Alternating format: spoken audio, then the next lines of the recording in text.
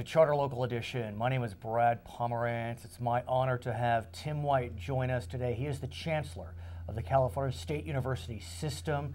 He had been Chancellor of UC Riverside. We knew you then.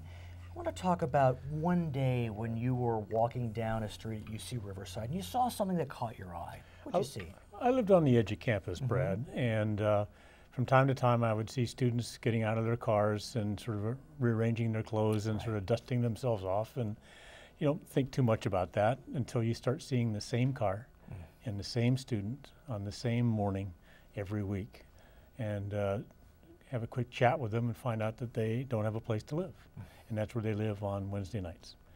And so that was anecdote, it was sad, and life went on, and I moved into the California State University and have been visiting campuses as part of our 23 across the state, from Arcata in the north to San Diego in the south, and started discovering similar anecdotal comments being made by students. And so we decided to fund a study over the course of 3 years to go from anecdote to fact. And it is particularly remarkable that you chose to do that, because in funding that study, you were going to pull off a Band-Aid, and you didn't know how bad the wound was. And I remember the headline, and the wound was pretty deep. Very deep, and people have asked, why are we doing this? And I answer, we're trying to get students to earn their degrees. Right. We provide support for them academically, there's financial aid, they can go to the health center.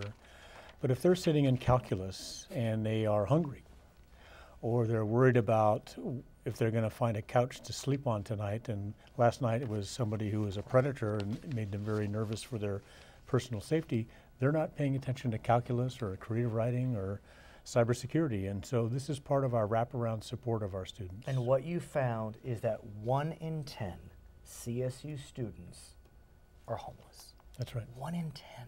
1 in 10. That number is mind-boggling. So we have, at the undergraduate level, about 385,000 students. So you go do 10%, that's a big number.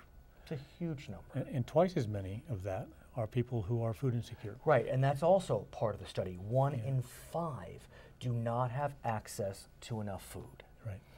So or know where their next meal's coming from, if they're going to get another one today, maybe tomorrow or the next day. Again, how do you focus academically with those issues in your life? So you're in possession of this information. Yes. What do you do next? Well, first thing was to shine a light on it and to get people to say, oh my goodness, I didn't know. And so campuses have responded magnificently with donors in the community providing cases of food, setting up cupboards by various names on various campuses. Right, I want to list them if I may, sir. Yeah. There are campus resources for those that struggle with food security at Bakersfield, Chico, Dominguez Hills, Fresno, Humboldt, Long Beach, Sacramento, San Bernardino, San Jose, and San Luis Obispo. Off-campus alternatives as well at other institutions. Yes, absolutely, and people have responded very positively. There's an issue of dignity here, and so we have to make sure that we respect students' dignity. Let's talk about that, because I think that issue is probably one of the biggest challenges that you face. Is a student willing to be seen walking into the food pantry or the Hunger Wildcat food pantry at Chico State? Well, they are, but not if another student is in there working. And so what we found is student volunteers help stock the shelves and create the facility and go out in the community and get donations. But then community members, elders if you will, are the ones who are in there when that food pantry is open from 1 to 4 on Monday, Wednesday, Friday, because there is an issue of dignity. Right. And we find students using these pantries occasionally just once or twice towards the end of the month. And you know what that means. Right. Or there's 2 weeks in a row they show up and then they never come back again. So they had a little mini crisis in their life. They're not being abused. And all we have to do is ask them, show your ID and take enough. And we ask them, how many people are you feeding this evening? Oh no. And they may say 1, they may say 5. Right. Okay, so you have 5 tonight, you take enough food for 5. Right. I want to talk about housing though, because at this stage, only 2 campuses have, we'll call it transitional resources, is that fair? Long Beach and San Diego. Yes. Two of the biggest, fortunately. Yes. But I'm sure that we have homelessness on all 23. You looking to expand those services? And this is a very difficult one because Right. so many of our campuses are in places where the rent is so astronomically high. San Francisco, San Jose, right? Of course. Even here Long in Long Beach, Beach, right, you know, we're I mean, here there yeah, today, yeah. so, but people are trying to find ways, again, with the communities have rallied around this. There's a very special, you know, CSU is an amazing place, but has a very big heart. And when you shine a light on a problem that's a barrier for students to succeed in college, the community comes forward. And to me, it's very personal. You know, when I was an undergraduate student in the 60s at Fresno. Fresno State? Fresno State, where I Nice. got my bachelor's degree. I was on food stamps and I lived in county subsidized housing. And I remember, you know, all of the respect issues, the sense of sort of not desperation, but man, I can't do this without help. And so I've gone back and thought about my early experience. Right. And in that case, I got some help.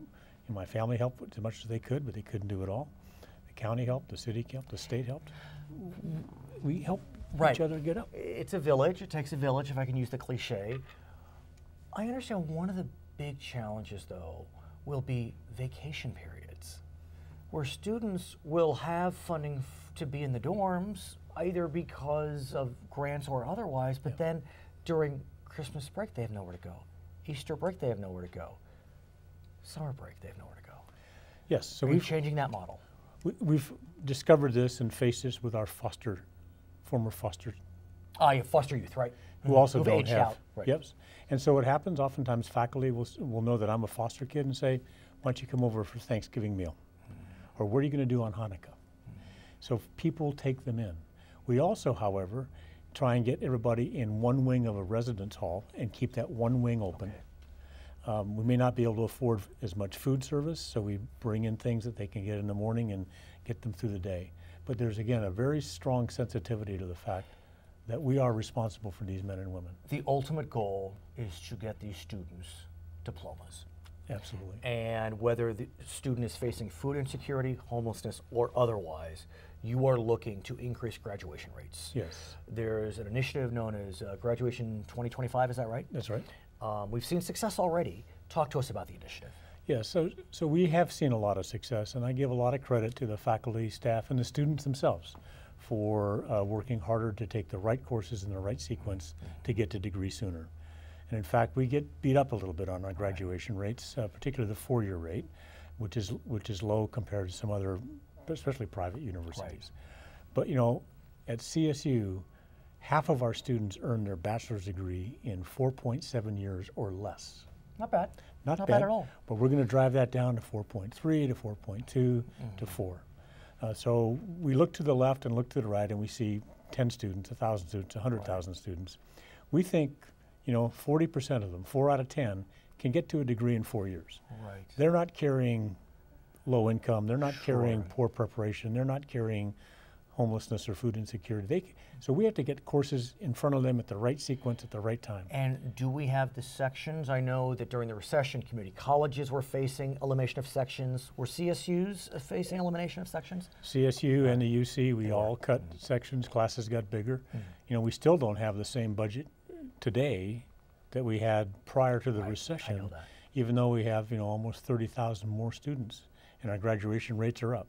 But we're doubling down for the next 10 years. And the reason we're doing this is when you look at California's future, by 2025 to 2030, that's 10 to 15 years from now, those are kids today that are in second grade. Right. We're going to be 1 million bachelor's degrees short in California for the economy. And so we, CSU, are responsible for about half that number. We hope to have you back. I will be back. He is the Chancellor of the CSU system. His name is Tim White. I'm Brad Pomerance, Charter Local Edition.